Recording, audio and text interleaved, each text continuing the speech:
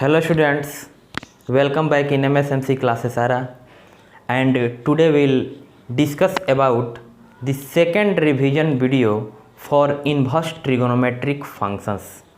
तो पिछले वीडियो में हम जहाँ तक पहुँचे थे यही सब कंसेप्ट लिखा हुआ है। जो जो पॉइंट पढ़ाया गया था रिवीजन वीडियो पार्ट 1 में वो सारा का सारा पॉइंट आपके बोर्ड पे अवेलेबल है। आप इसका स्क्रीनशॉट भी ले सकते हैं, ठीक है, ताकि आपको देखो एक एक फार्मूला याद रहेगा तो बेनिफिट तुमको होगा, किसी तरह के क्वेश्चंस को करने में प्रॉब्लम क्रिएट नहीं होगा। देन वन मोर थिंग, कल और परसों, कल मीन्स क्योंकि वीडियो एक दिन पहले बना रहे हैं तो हम कल बोल रहे हैं संडे को, संडे और मंडे केवल 2 दिन इसी चैप्टर इन्वर्स ट्रिगोनोमेट्रिक फंक्शन जो कि कैलकुलस के लिए मोस्ट इम्पॉर्टेंट है, इस चैप्टर के लिए आपका असाइनमेंट प्रोवाइड कराया जाएगा फ्री ऑफ कॉस्ट। आपको आना है, केवल अपना कार्ड दिखाना है और फ्री में असाइनमेंट ले जाना है। देखो पिछले साल 6 महीना लॉकडाउन था, उसके बावजूद भी टाइम पे बिहार बोर्ड अपना एग्ज़ाम लिया। सेम प्रोसेस इस साल भी जो भी हो तो एग्जामिनेशन तो टाइम पर ही होगा, तो क्यों आप अपने स्टडी को रोक रहे हो, ताकि बाद में ज़्यादा मेहनत करना पड़ेगा।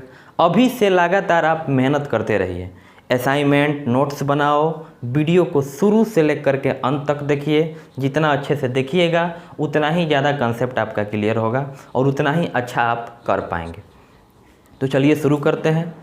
यहाँ तक हो गया था, अब आगे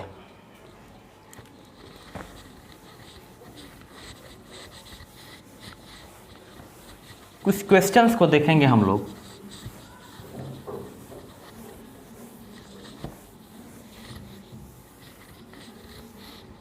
स्किप कर करके वीडियो मत देखिए, पूरा कंटिन्यू वीडियो देखिए। जितना अच्छे से देखिएगा उतना आपको ही बेनिफिट होगा। स्टडी कंटिन्यू रखते हुए आगे चलते हैं। कुछ क्वेश्चंस को बनाने से पहले हम प्रिंसिपल वैल्यू के बारे में बात करेंगे, मुख्य मान।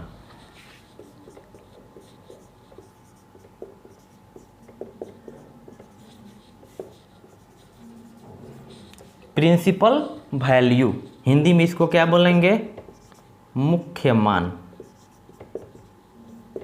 ये क्या होता है? रेंज याद होगा। तो जैसे कोई भी इन्वर्स ट्रिगोनोमेट्रिक फंक्शन जो है वो एक एंगल को इंडिकेट करेगा, ठीक है। जैसे यहाँ पे मान के चलते हैं, दिया हुआ है साइन इनवर्स 1/2, तो ये एक एंगल को इंडिकेट करेगा। Suppose date angle is theta, हम क्या बोले, ये इन्वर्स ट्रिगोनोमेट्रिक फंक्शन को शो कर रहा है। साइन इनवर्स 1/2, तो साइन इनवर्स 1/2 एक एंगल को शो करेगा। Let that angle is theta. ध्यान से समझिएगा, ज़्यादा टफ नहीं है। ये मुख्य मान जो है, प्रिंसिपल वैल्यू जो है, एग्जाम में 2 क्वेश्चन 100% श्योर है, 100% एकदम गारंटी कि ये 2 क्वेश्चन एकदम पूछता है ऑब्जेक्टिव में। ध्यान रहे 50% ऑब्जेक्टिव है, तो ऑब्जेक्टिव को ले करके चलिएगा। जितना अच्छे से ऑब्जेक्टिव इस साल जो एग्ज़ाम हुआ था, रिजल्ट आया, इसमें बहुत बच्चों का 99 आया। इसके पीछे का रीज़न क्या है कि एक एक ऑब्जेक्टिव क्वेश्चन को जितना आप लेके चलिएगा उतना बेटर रहेगा। तो हम क्या बोले, हमको समझना है principal value. What is the principal value of inverse trigonometric function? प्रतिलोम त्रिकोणमितीय फलन का मुख्य मान क्या होता है। तो सपोज दैट एक एग्जाम्पल के द्वारा हम लोग ये क्लियर करेंगे। Sine inverse 1/2 indicates an angle, ये एक एंगल को इंडिकेट कर रहा है। Suppose that angle is equal to theta. मान लिया कि वह कोण थीटा है जिसको ये सूचित कर रहा है। कोई भी प्रतिलोम त्रिकोणमितीय फलन होगा तो वो एक एंगल को सूचित करेगा। एंगल मतलब कोण को सूचित करेगा। तो साइन इनवर्स 1/2 एक कोण को सूचित करेगा। मान लिया वो कोण थीटा है। अब ये थीटा जो है, तो देखो कि क्या लगा हुआ है, साइन इनवर्स है, तो साइन का रेंज कितना होता है, y greater equal -π/2 less equal π/2। तो y की जगह पे थीटा, हम तो y ऐसे ही समझने के लिए लिखे थे। y की जगह पे थीटा डालोगे तो थीटा अगर इसके बीच लाई कर रहा है तो थीटा का जो मान होगा that is known as PV PS, short में इसको PS भी बोला जाता है। प्रिंसिपल वैल्यू या प्रिंसिपल सॉल्यूशन, ये इसको ऐसे बोला जाएगा। तो थीटा को इंडिकेट करेगा, तो थीटा का मान उसके रेंज में होना चाहिए। तुम क्वेश्चन करोगे सर मान लीजिए कॉस इनवर्स समथिंग है, स्टार है, तो ये कॉस इनवर्स स्टार जो है ना एक कोण को सूचित करेगा। किसको सूचित करेगा? एक कोण को सूचित करेगा। और मान लीजिए वो कोण क्या है? अल्फा है। कोई भी प्रतिलोम त्रिकोणमितीय फलन यहाँ पे जो शो कर रहा है, ये क्या शो कर रहा है? एंगल शो कर रहा है, कोण शो कर रहा है। तो कॉस इनवर्स स्टार जैसे साइन इनवर्स 1/2 था, तब मान लिया कि यह थीटा को सूचित कर रहा है। अब बगल में क्या लगा है जी? साइन इनवर्स लगा है। साइन इनवर्स का रेंज पता होना चाहिए आपको, -90 से लेकर के +90 तक रेंज होता है साइन इनवर्स का। तो इस -90 से +90 के बीच में अगर आएगा थीटा का मान, तो इस मान को हम लोग मुख्य मान कहते हैं, प्रिंसिपल वैल्यू कहते हैं। ठीक है। अब जैसे सेकंड एग्जांपल लेते हैं, कॉस इनवर्स स्टार है, तो ये कॉस इनवर्स स्टार का मुख्य मान हमको निकालना है। तो मुख्य मान का मतलब हो गया कि यह एक कोण को सूचित करेगा। मान लिया वो कोण अल्फा है, तो अब बगल में क्या है? कॉस इनवर्स है। तो कॉस इनवर्स का रेंज याद करो, y बड़ा बराबर 0 छोटा बराबर पाई। अब y के जगह पे ना अल्फा रख दीजिए, अल्फा। तो 0 से 180 के बीच में अगर अल्फा का मान आएगा, तो उसी अल्फा के मान को मुख्य मान कहा जाता है। तो थोड़ा सा हिंदी मीडियम वाले पहले लिखेंगे, प्रतिलोम त्रिकोणमितीय फलन का वह मान, प्रतिलोम त्रिकोणमितीय फलन का वह मान, मुख्य मान लिख करके डैश, इसका डेफिनेशन बोला जा रहा है।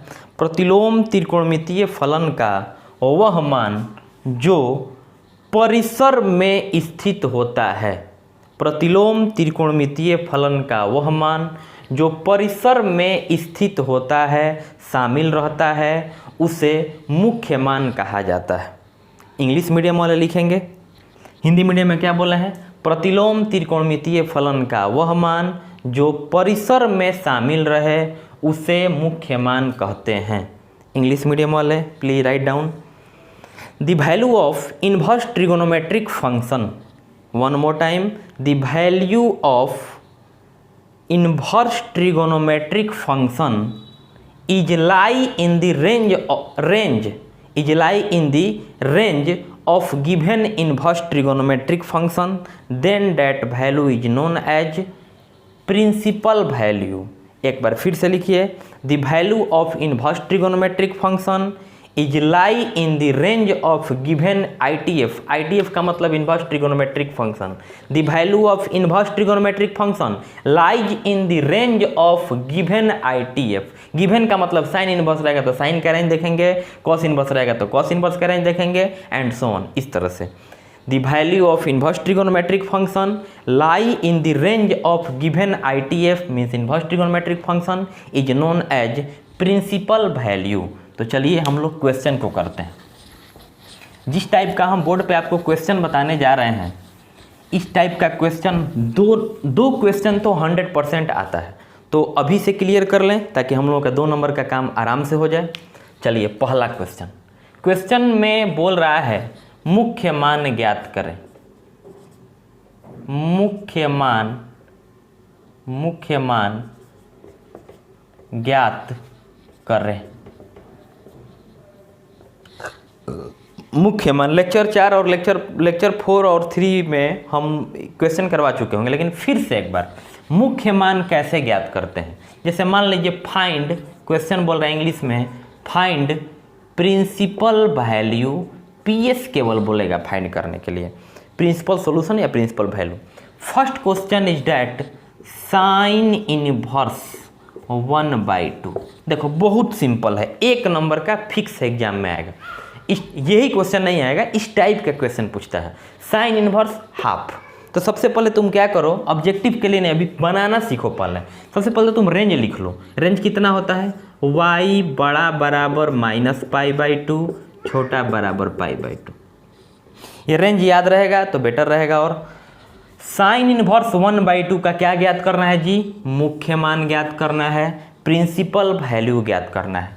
साइन इनवर्स 1/2, चूँकि हम जानते हैं कि रेंज जो होता है, परिसर जो होता है, y बड़ा बराबर -π/2 छोटा बराबर π/2। अब क्या करो कि तुम जाओ सीधे 10th क्लास में, ये साइन इनवर्स जो कहते हैं, गौर से देखिएगा, ये साइन इनवर्स ब्रैकेट ब्रैकेट। अब 10th क्लास में सीधे जाएंगे, किस क्लास में? 10th क्लास में सीधे। बस 10th क्लास वाला मान याद रहना चाहिए कि साइन इनवर्स है तो अंदर में क्या है जी? 1/2 है। चलिए ठीक है, फिर से एक बार, साइन इनवर्स 1/2 का मुख्य मान ज्ञात करना है। पहले रेंज लिख लिए, नहीं भी लिखेंगे दिमाग में रखेंगे फिर भी ठीक है। चलिए हम लिख लिए, साइन इनवर्स है, एज इट इज उतार दिए जो कहते हो, साइन इनवर्स ब्रैकेट में 1/2 है। अब इतना के बाद आपको सीधे 10th क्लास में जाना है और सोचना है कि ये 1/2 जो होता है कितना का मान होता है, लेकिन 1/2 किसका? साइन में, बाहर में जो है ना उसी का। बाहर में क्या है? साइन इनवर्स है, तो अंदर में 1/2 है, तो सोचना है कि साइन कितना का मान 1/2 होता है। तो आपको पता होगा कि साइन 30 डिग्री का वैल्यू 1/2 होता है।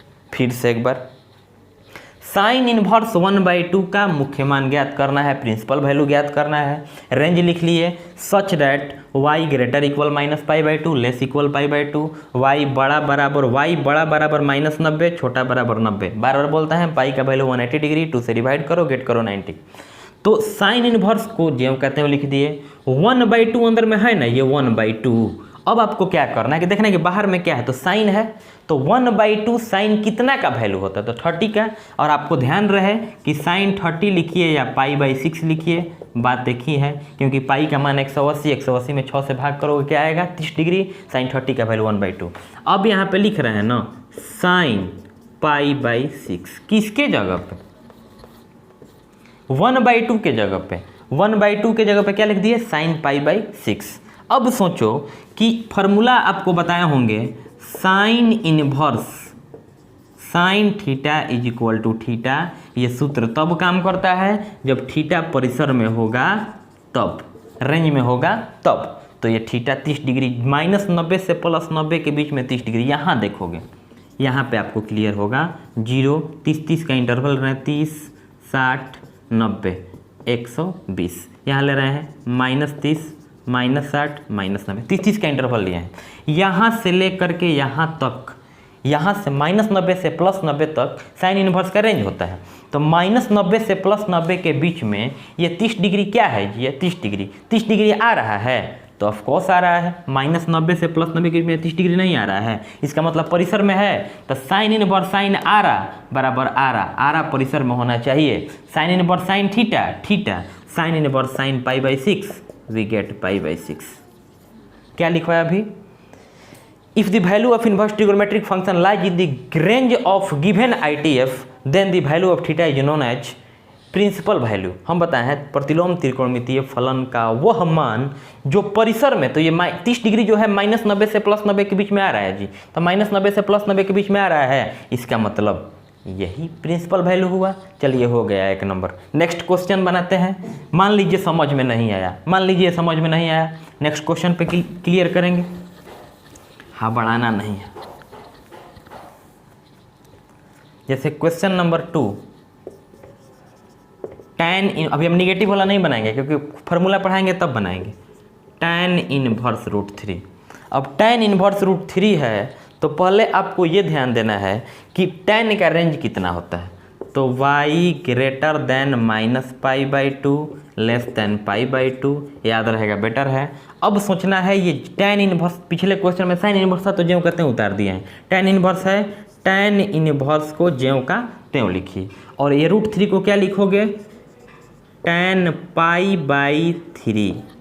एक बार फिर से क्या किए हैं, tan इनवर्स ज्यों का त्यों लिख दिए ना।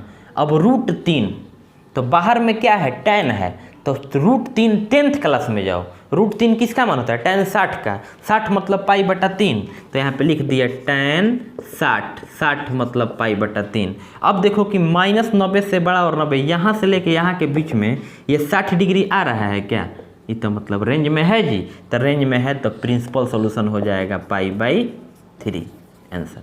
अभी और क्लियर करेंगे, ठीक है, लेकिन इतना आप लोग समझिए कि मुख्य मान जब भी निकालने के लिए आएगा, इसका मतलब थीटा का मान जो होगा, जो मान आएगा कोण का, वो रेंज में, tan इनवर्स है तो tan के रेंज में आना चाहिए, साइन इनवर्स रहेगा तो साइन के रेंज में, कॉस इनवर्स रहेगा कॉस के रेंज में, एंड सो ऑन। तो मिलते हैं नेक्स्ट वीडियो में। Thank you very much.